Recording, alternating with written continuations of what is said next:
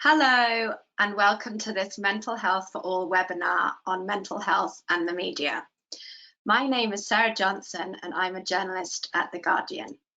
I'll be chairing today's discussion, which is brought to you by United for Global Mental Health, Lancet Psychiatry, Mental Health Innovation Network, MHPSS.net, and the Global Mental Health Action Network. Mental health and the media are two things I'm very passionate about, so I'm very excited to be able to discuss both in relation to each other. I've covered healthcare at The Guardian for 7 years, and I write about mental health a great deal and also commission articles from people working in the mental health arena, as well as those receiving services.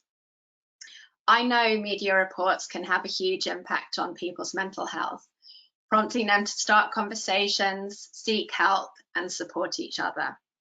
The media can raise awareness and shape the public's understanding of mental health. However, the media can, and sometimes does, get it wrong.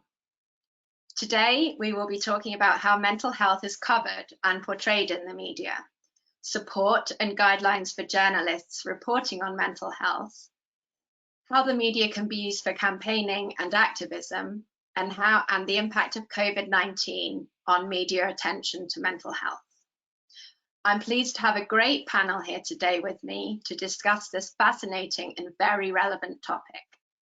I'm joined by Kari Cobham, Senior Associate Director of Journalism Fellows at the Carter Center in the USA, Wannie Ngaujah, a Speak Your Mind campaigner, documentary maker, and journalist in Sierra Leone. We're hoping Alex Bushill from Mind will join us, but he's not here yet. And Yves Zuñiga, Deputy Director for Policy and Partnerships for Mental Health PH in the Philippines. A few housekeeping notes to let you know before we dive in.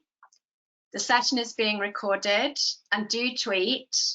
The hashtag is MH4All.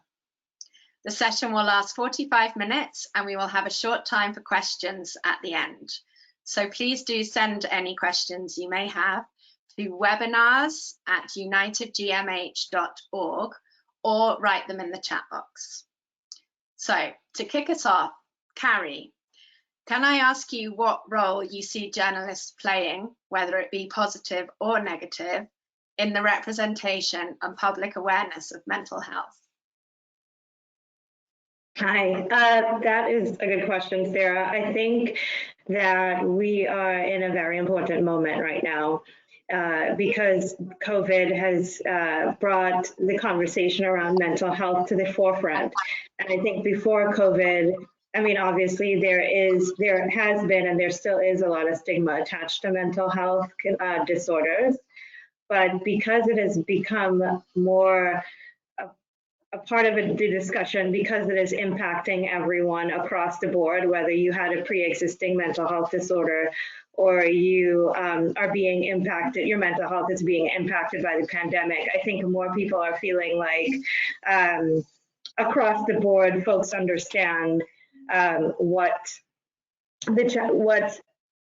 the board, folks are understanding that mental health challenges are not limited just to, I have depression or I've been diagnosed as bipolar. It's affecting people who also consider themselves to be mentally healthy. So I think that we're at an important point right now because there is momentum and because the conversation is becoming more normalized around mental health, for us to then take the ball and run with it as journalists to really dig into the issue of how is our mental health being affected by the pandemic, and how are we going to address it as we get further on into the pandemic and then beyond the pandemic. So it's a great opportunity amid the tragedy for us to find a way to normalize this conversation and then to tell those stories and to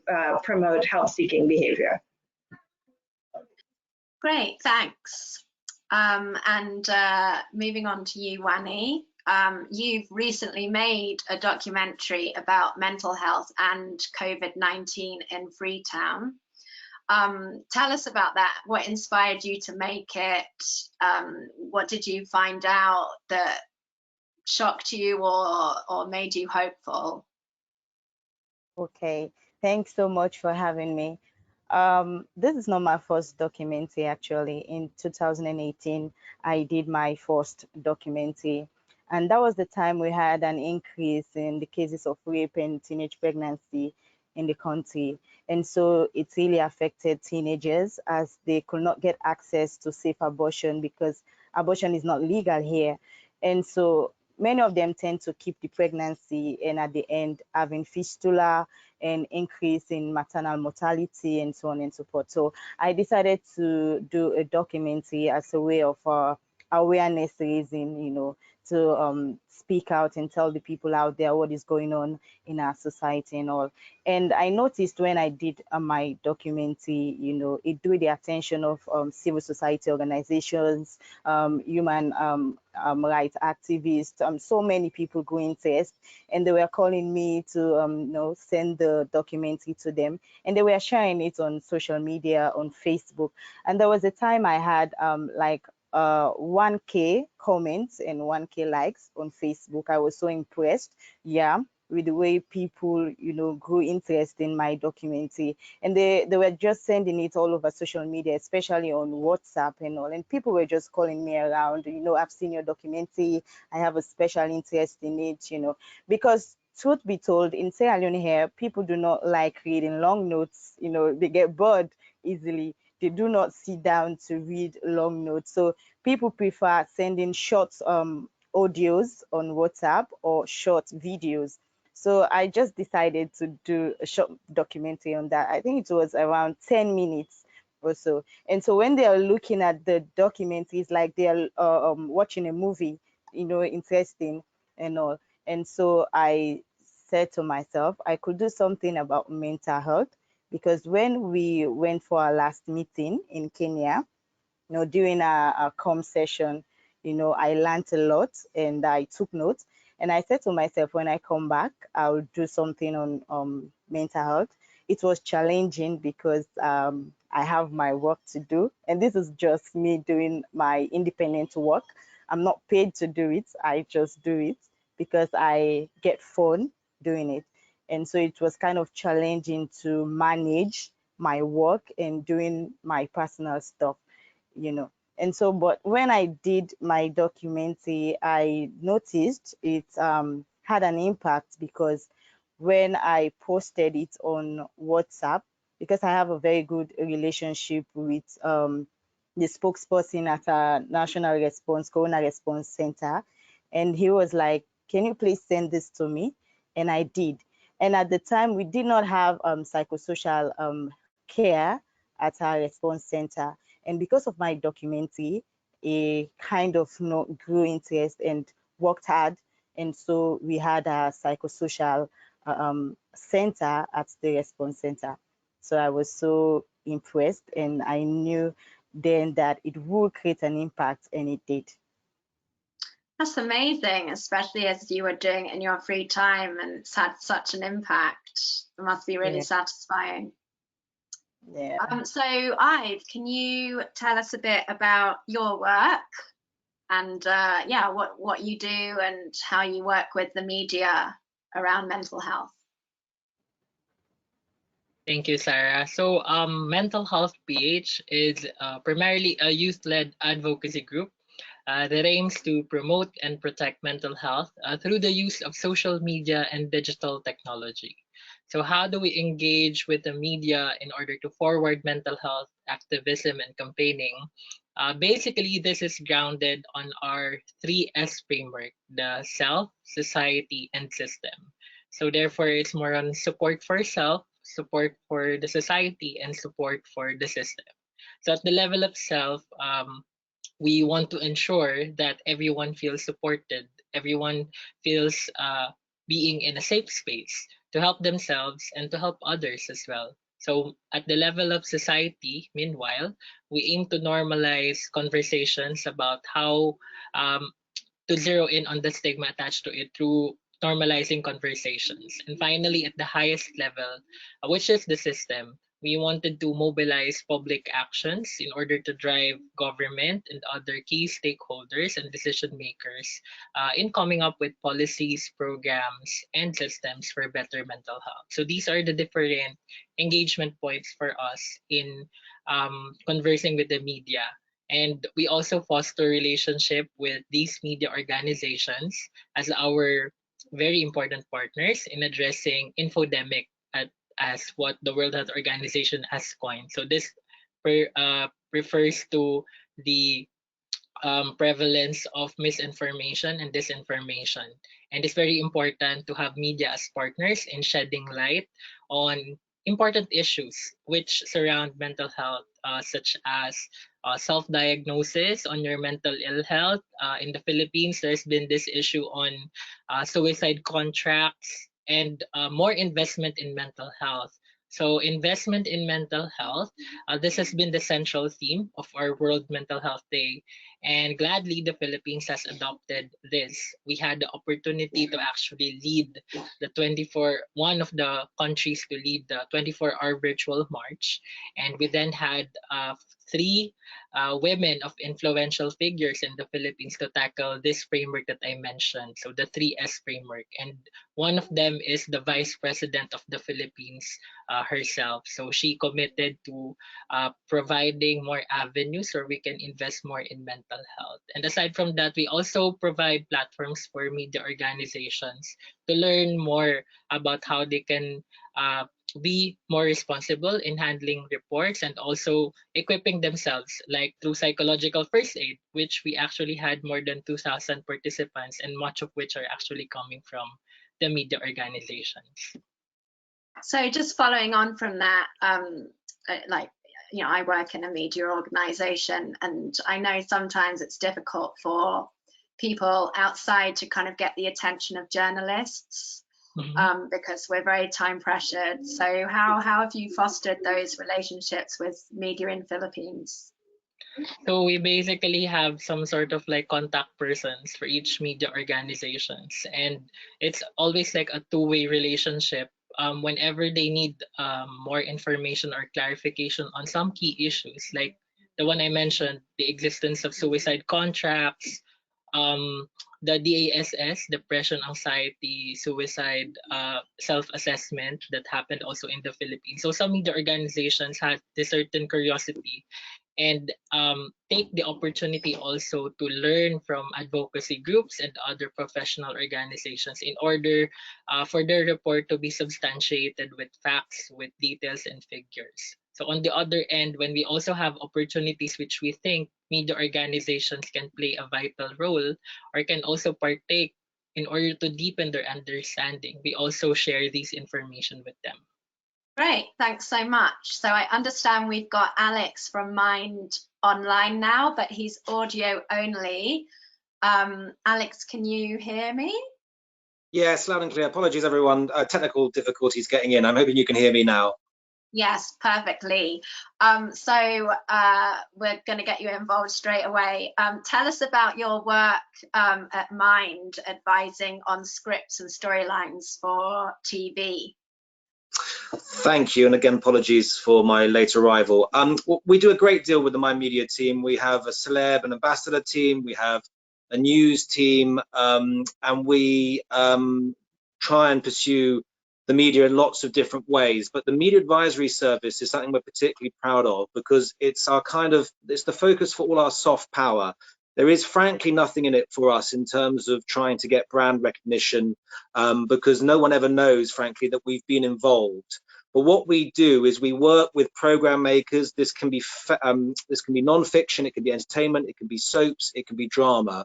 And we're there as their friend, sometimes a critical friend, but a friend nonetheless, to help them try and bring about the most rounded, most realistic depiction possible. We work with soaps like, for those, I mean, I'm not sure that everyone will know these, but anyone who's been to the UK will know that EastEnders, which is a soap opera based in the East End of London, Coronation Street, the longest running soap opera, have viewers that run into their absolute millions. And I don't think it's an exaggeration to say that for many, they're part of the cultural tapestry of the UK. And so anytime we get a character who is For instance, we had one quite recently with a woman in an abusive relationship who was suffering from post-traumatic stress disorder. Anytime we get a character in one of those storylines where we are involved to make that as rounded and as an accurate a depiction as possible, keeping well away from the cliched, from the hackneyed, from the stereotypical, or indeed the stigmatizing. Anytime we have one of those moments, we know that we are having a transformative effect on the mental health of millions. And it's not just our view, to be fair, it's also been bottomed out with various surveys. So we know that in the UK, at least, 1 in 5 people who've seen a mental health storyline on screen will be encouraged to seek help or speak to family and friends. So we think it's absolutely transformative, the work we can do with Media Advisory Service, but it does require a lot of patience. It requires us to work with the storytellers, and it requires us to understand that there's nothing in it in terms of people knowing that Mind are involved. It's about the idea that by people seeing positive or accurate depictions of mental health, they are themselves encouraged to either look for help themselves or to try and support those around them who may also be in need of help. Great, thanks Alex, that's really fascinating and I'm glad you could join. So Kari, moving on to you again, tell us a bit more about the work at the Carter Centre. What are best practices for journalists reporting on mental health in your opinion, and what kind of training do you provide for journalists? So the Rosalind Carter Fellowships for Mental Health Journalism were founded in 1996 by former First Lady, Mrs. Rosalind Carter. And the point of the fellowship was to support journalists to tell stories about mental health and a mental health topic of their choice. So we provide them with a generous stipend for a non-residential fellowship year. They receive mentorship throughout the year. They are trained on mental health reporting best practices and language. And the goal in 1996 was to help elevate the conversation, as Alex mentioned, portrayals in the media, especially in the past, of mental health have been typically very stereotypical or inadvertently stigmatizing to people with mental health disorders. And so part of the goal of the fellowship is to train journalists in effective and accurate mental health reporting so that the language that's being used and the approach that's being used doesn't further stigmatize people in the mental health community. And so some of what the journalists are trained to do are, as was mentioned before, when you're reporting on a story, including examples of how you can seek help, or including examples of the other side. So instead of just focusing on what is negative, you're also providing context around the recovery is a possibility. Some of the other things that we also talk extensively and train about is the language that we use. You may hear little kids in the background. Those are my kids, and so you'll hear them because this is the way of the world right now.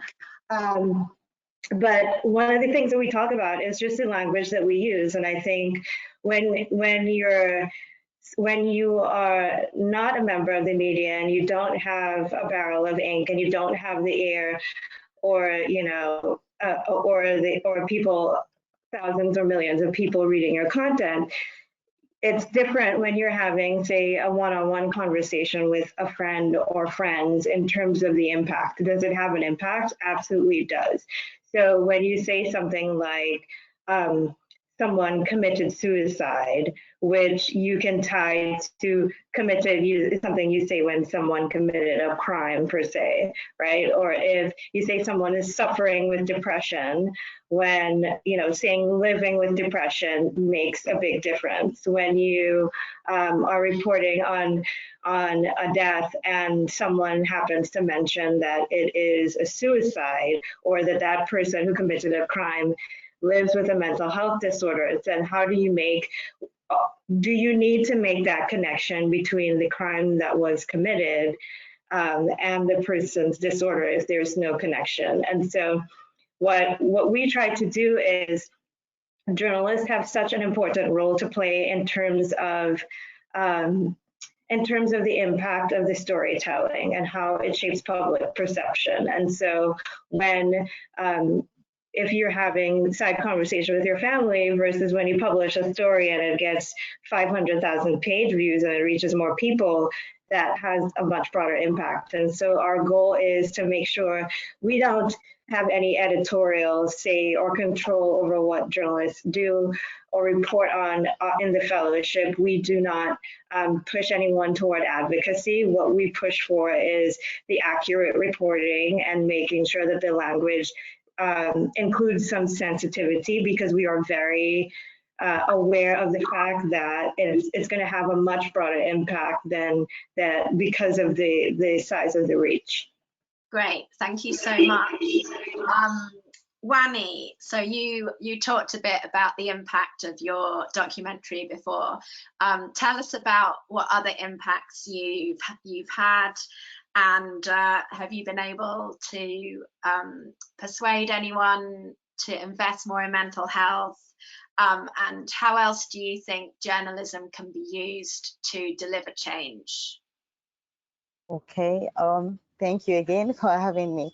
Also, about the impact I said earlier on. Firstly, I work for the most popular radio station here in Sierra Leone, 98.1 FM, and we have lots of viewers, and we have very important personalities who listen to our programs, especially the president. Yes, the president will listen to our programs, because we do have feedbacks when we get ministers on our shows. They tell us about the feedbacks they have, especially from His Excellency the President. And so we try to create that standard in our radio station, and we as reporters, we try our best to make use of our platform, because it's very huge and it's a very big opportunity for even all of us. And so for myself, I have a show on my own. I call it the Health Show. Basically, what we do every Thursday, we do programs about health issues.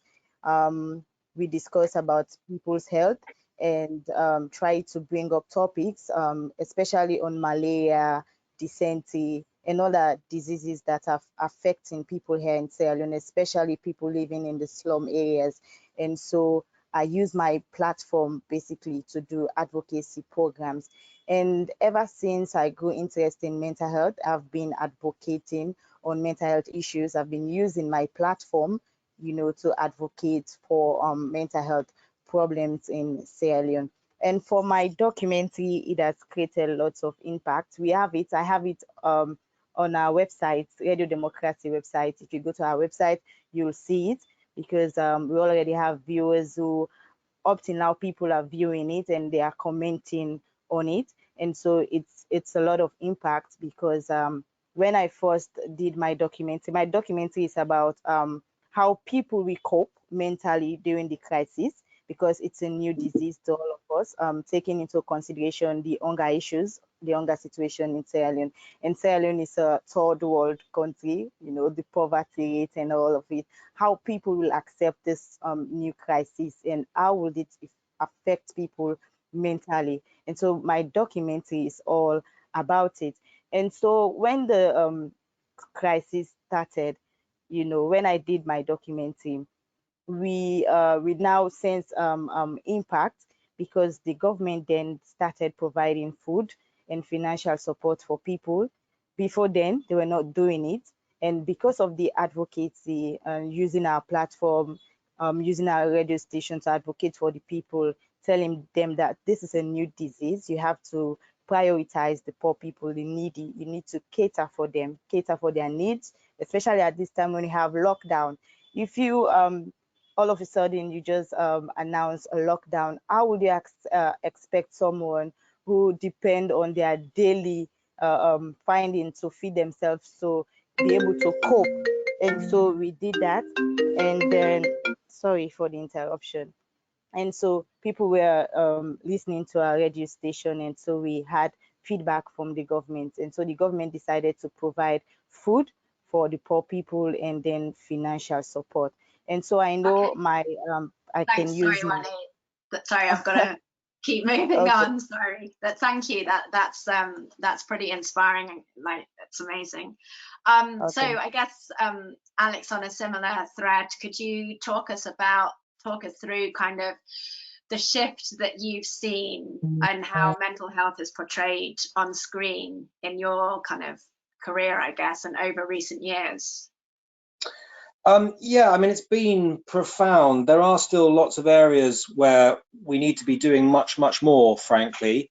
If we talk about depictions of mental health, we're seeing more depictions of mental health. We're seeing more accurate depictions of mental health, and that is absolutely progress. There's no two ways about it.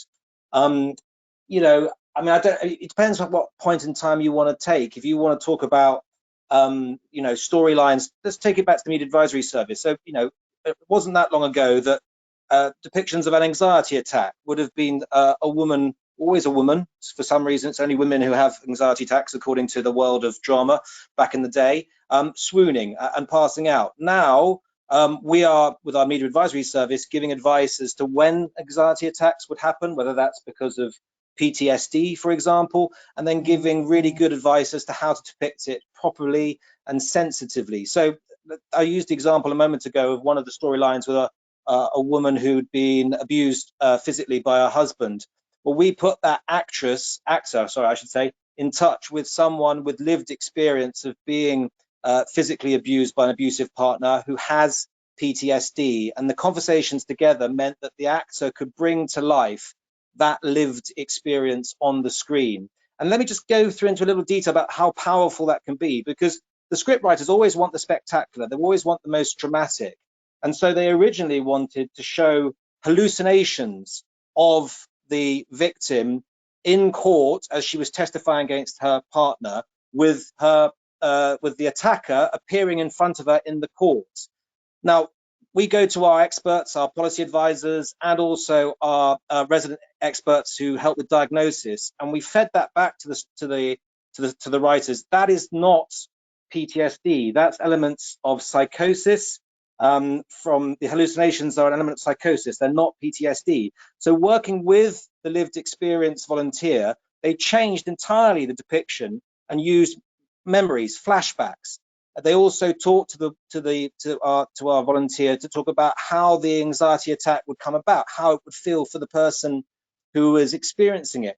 And what you get then by using the advisory service in that way is going from a situation where you had really two-dimensional, uninformative, and often triggering or stigmatizing portrayal to a really deeply resonant and intimate portrayal. And in the case of soaps, for example, you get the ability to watch a character experience a mental health problem from beginning all the way through, hopefully, to a successful conclusion, which is also part of our service, to make sure that it's not always doom and gloom, and there is a healthy and hopeful prognosis. And that the ability of the soap to take you on that journey intimately and put you into the eyes of the person who is experiencing this mental illness is incredibly powerful. And we've seen time and time again that when we've done that, we've seen huge uptakes in terms of our info lines, in terms of our web pages, in terms of our peer-to-peer support services, because it really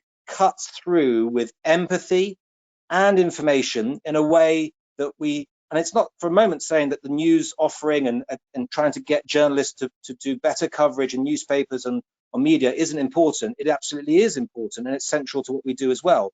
But the use of the Media Advisory Service, I think, has been transformative in the way we've moved from the outdated, the wrong, and the stigmatizing to a much more rounded and accurate kind of economy of different portrayals of different mental illnesses. But there are areas where we still need to do much, much more. Thanks, Alex. And moving on along from that, Yves, can you tell us how you think COVID-19 has affected interest in mental health? So just what like Kari mentioned earlier, the pandemic has really brought so much uncertainties, and we can really say that no one was spared, in feeling one's vulnerabilities, so depression, anxiety, cabin fever, or even quarantine fatigue. And in the case of the Philippines, we are still yet under a general committee quarantine guidelines, and movements are still quite restricted. With these, the discussions around mental health has truly become more relevant and more relatable to many as before. Suffice to say, more media attention was observed. Some of the good things about more media attention is that more people are kind of made aware that they're not alone in these struggles. Aside from that, there are also information for them to know that help is available. However, on the downside, despite this massive attention, some media organizations may still need to revisit the way they report sensitive information when it comes to suicide. We truly support the movement, like in the Philippines, in building a culture of responsible journalism through responsible reporting of suicide, such as avoiding oversimplification and sensationalization of information. They could always actually refer to useful documents such what was Kari shared earlier, the Carter Center's Behavioral Health Reporting Guide for Journalists. There's also the WHO ISP guidance document, Preventing Suicide, a resource for media professionals. And on our end in Mental Health PH, we did organize some kind of activities like this. So we called it Post Pen and Power, engaging the media as partners in suicide prevention. And actually, this was attended by over 1,000 participants coming from different sectors, much of which would come from media organizations, journalists, including student journalists, and even some of the members of the public. And aside from that, it's very, very important now to include mental health resources at the end of the article so that people would actually know where to seek help and when they need it. Because with the accurate information, you can also save lives. So accurate information is a must. And aside from that, there's also these big social media organizations that we have to partner also, since they have these resources, and we can localize this so that people would know in their localities where to actually seek help when they need it. Great, thanks so much. So we're going to move on to questions from the audience now. I've received one. So it says, the role of the media has become confused during the last few months. Sometimes it behaves irresponsibly, presenting distorted versions, and most of the time they are only after increasing their TRPs, which I assume means traffic and stats. As a result, people are misguided and don't know what to believe. So the question is, what is the yardstick to judge between media independence and kind of, I guess, the misuse of the media? Kari, do you want to have a go at that one?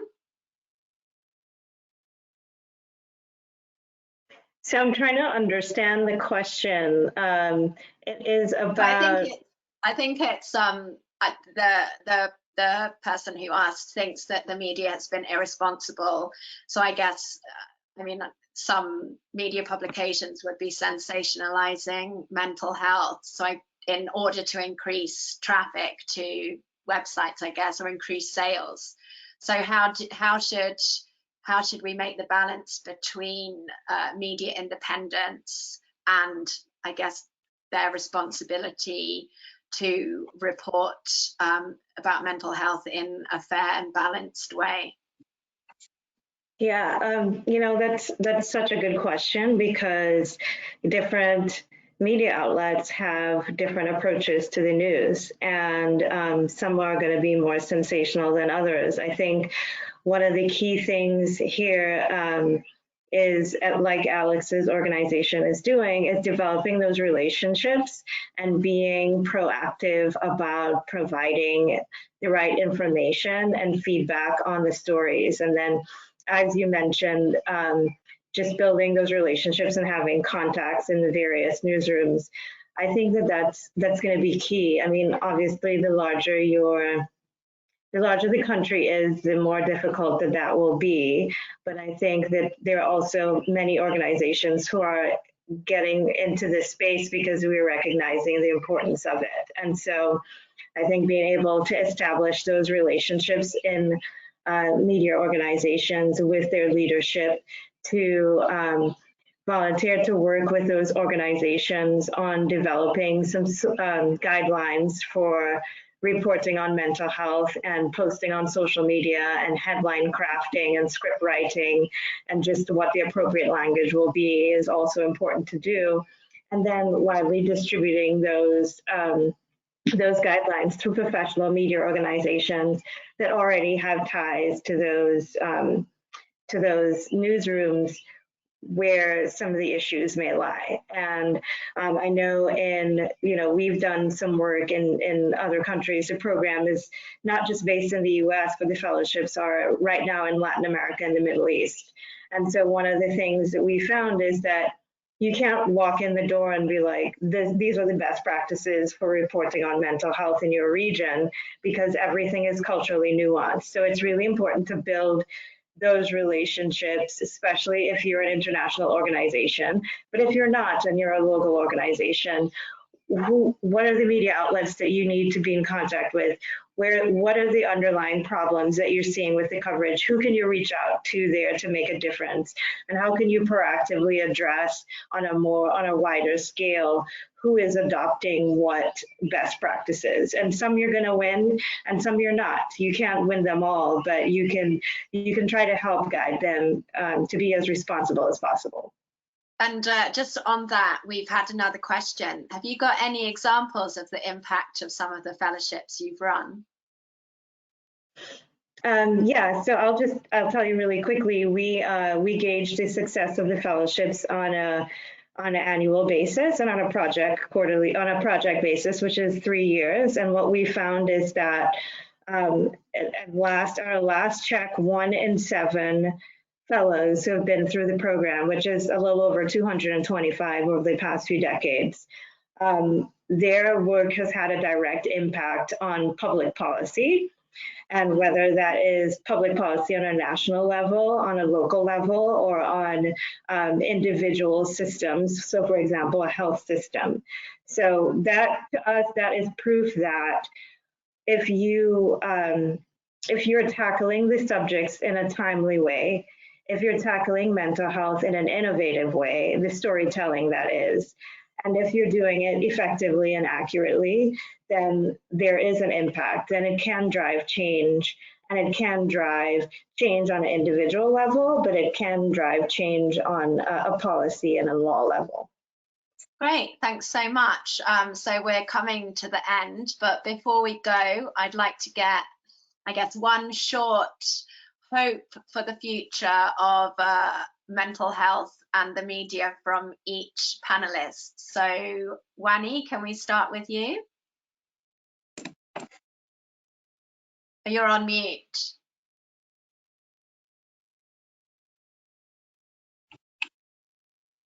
Okay, so what I plan to do, especially here in Sierra Leone, is to have so actually form a coalition of journalists, people who are like-minded, who have interest and passion in reporting for mental illness. I will be able to use that platform. We'll be able to create programs on mental illness, and we'll be able to have meetings on how to, advocate on mental illness. Because truth be told, here in Sierra Leone, we have few journalists who are interested in reporting for mental illness. Most of them do not have interest at all. So if I really want to reach out to the wide, I'll need to form a coalition of journalists who are like-minded, who have interest in reporting for mental health, and then we'll be able to map out strategies as to how we'll be able to plan programs, and I will be able to do programs on advocacy on our different platforms. Great, thanks. Yves, what about you? So I can just say that the media organizations are really the elephant in the room when it comes to suicide prevention. So please do know that you have a very big role to play as we achieve suicide prevention, and what can actually save lives. So accurate information and proper portrayal of suicide is the key to zeroing in on the cases of suicide. Thank you. Alex, what about you? I guess my hope is twofold. On the first, I hope that this COVID world crisis ends as soon as possible with a vaccine, hopefully, and that we learn one important mental health lesson, which is that even if we thought we were invincible, which no doubt some of us do, not myself, I should hasten to add, that we understand that as never before, we have all been in touch with our mental health and how important our mental health is in terms of physical health as well. Just one great lesson from all the misery we've had to endure is that we don't lose sight of how important our mental health is, because I feel like certainly in the UK, the nation, the country has really understood for the first time, perhaps, just how important it really is for all of us. Thank you, Alex. And Kari, what's yours? All right, what's the question again? What's your hope for mental health and the media? My hope is, that because COVID has brought this conversation more to the forefront, that we really assume the responsibility of shaping what the future of mental health looks like beyond the pandemic. Because I think that regardless of how things turn out, that the world has changed and we're going to have a new normal. We have a new normal now. And so because these conversations have shifted over the past several months, I think that we can continue to shift those conversations forward in a more positive way and in a way that is less stigmatizing, because everyone understands that there is some level of impact. Great, thank you so much. A big thank you to all our panelists for this important discussion, and to anyone who's tuned in to watch. The recording and notes of the session will be posted on unitedgmh.org/news very shortly. The next session at the same time on November the 10th will be on mental health, HIV and TB. People can register at the website to join, that's unitedgmh.org, and to submit questions in advance of the session. Thank you so much once again. Bye. Thank you. Thank you. Thanks, everyone.